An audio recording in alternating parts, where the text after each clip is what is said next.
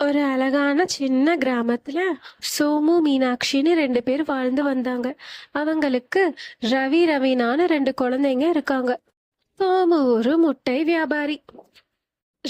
ரவினாவும் விளையாடிட்டு இருக்கிறப்ப மீனாட்சி, உங்க அப்பா வர டைம் ஆயிடுச்சு, விளையாடுனது போதும், 2 பேர் வந்து படிங்க வாங்க அப்படின்னு சொன்னான். சோமு கடையை மூடிட்டு வீட்டுக்கு வரப்ப பளபளன்னு ஒரு கண்ணாடிய பார்த்தான். என்ன இந்த கண்ணாடி நல்ல பளிச்சுன்னு இருக்கு அப்படின்னு அந்த கண்ணாடிய வீட்டுக்கு எடுத்துட்டு போனான். வீட்டுக்கு போன சோமு அந்த கண்ணாடிய டேபிள் மேல வச்சதும் அதுல ஒரு பேய் தெரிஞ்சது. அந்த பேய பார்த்து அவன் பயந்துட்டான். என்ன ஆச்சுங்க, எதுக்கு இப்படி நீங்க பதட்டமா இருக்கீங்க அப்படின்னு மீனாட்சி கேட்டா. ஒண்ணுமில்லைன்னு சொன்ன சோமு, நீ போய் சாப்பாடு எடுத்து வை, நான் வரேன்னு சொல்லி மீனாட்சிய அனுப்பிட்டான். மறுபடியும் அந்த கண்ணாடிய பார்த்தான். அந்த கண்ணாடிக்குள்ள இருக்கிற பேய் அவனுக்கு மட்டும்தான் தெரிஞ்சது.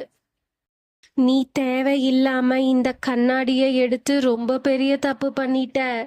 இந்த கண்ணாடிய யார் வீட்டுக்கு எடுத்துட்டு போறாங்களோ அவங்க வீட்டுல இருக்கிற எல்லாரையும் நான் கொன்றுவேன். நீயும் குடும்பமும் ரொம்ப சீக்கிரமா இந்த உலகத்துல இருந்து என் உலகத்துக்கு வர போறீங்க. பேய் சொன்னதை கேட்டதும் சோமு அந்த கண்ணாடிய தூக்கி வெளியே போட்டுட்டான். அப்பாடா, வெளியே போட்டுட்டோம், இப்பதான் கொஞ்சம் நிம்மதியா இருக்கு அப்படின்னு திரும்பின சோமு டேபிள் மேல மறுபடியும் கண்ணாடி இருக்கிறத பார்த்து பயந்துட்டான். நீ என்ன நினைச்ச? கண்ணாடிய வெளியே தூக்கி போட்டா என்கிட்ட இருந்து தப்பிச்சிடலான்னு நினைச்சியா? நான் ஒரு தடவை வீட்டுக்குள்ள வந்துட்டா அங்க இருக்கிற எல்லாரையும் கொன்னுட்டு தான் நான் வெளியில போவேன். என்ன நீ அவ்வளோ சீக்கிரத்துல எல்லாம் வெளியே அனுப்ப முடியாது.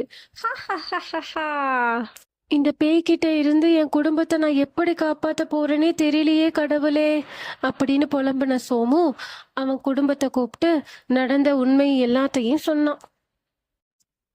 ஆனா அவன் சொன்னதை எதையும் அவங்க குடும்பத்துல இருக்கிறவங்க நம்பவே இல்லை. நீங்க எதையோ பார்த்து பயந்துட்டீங்க, நீங்க போய் தூங்குங்க, காலையில எல்லாம் சரியாயிரும், ஒன்றும் பிரச்சனை இல்லை, நீங்க போங்க அப்படின்னு மீனாட்சி சொன்னதும் எல்லாரும் தூங்க போயிட்டாங்க. அடுத்த நாள் காலையில ரவி ரூம்குள்ள இருந்து நடந்து வரப்ப பேயவனை தள்ளி விட்டுருச்சு. அவன் கீழே விழுந்து அவனுக்கு அடிபட்டுருச்சு. நான் சொல்றத கேளுங்க, நேத்து நான் கொண்டு வந்த கண்ணாடியில பேய் இருக்கு, அந்த பேய் தான் இவனை கீழே தள்ளி விட்டுருக்கோம். தயவு செஞ்சு நான் சொல்றத நம்புங்க, இப்பவே நாம இங்க இருந்து கிளம்பிடலாம், என் கூட வாங்க, நாம இந்த வீட்டை விட்டு போயிடலாம் அப்படின்னு சொல்லி சோமு எல்லாரையும் வீட்டை விட்டு வெளியே கூட்டிட்டு வந்துட்டான். சோமும் அவன் குடும்பமும் ஒரு மந்திரவாதியை பார்க்க போனாங்க. சோமு நடந்ததையெல்லாம் அந்த மந்திரவாதி கிட்ட சொன்னான். இது ரொம்ப பெரிய பிரச்சனை, நீங்க எல்லாரும் அந்த வீட்டை விட்டு வெளியில வந்து ரொம்ப நல்லது பண்ணிட்டீங்க. நீங்க அங்கேயே இருந்திருந்தீங்கன்னா அந்த பேய் உங்களை கண்டிப்பா கொன்றிருக்கும். இதுக்கு எந்த வழியும் இல்லையா? நாங்க இனி எங்க போவோம், எப்படி வாழுவோம் அப்படின்னு அழுதா மீனாட்சி. பயப்படாதீங்க, இதுக்கு தீர்வு இருக்கு. அந்த கண்ணாடியை எடுத்து சுடுகாட்டுல வச்சு எரிச்சிட்டா அந்த பேய் நிரந்தரமா போயிரும். அதுக்கப்புறம் அந்த பேயால யாருக்கும் எந்த தொந்தரவும் வராது. சோமு குடும்பமும் மந்திரவாதியும் சோமு வீட்டுக்கு போனாங்க.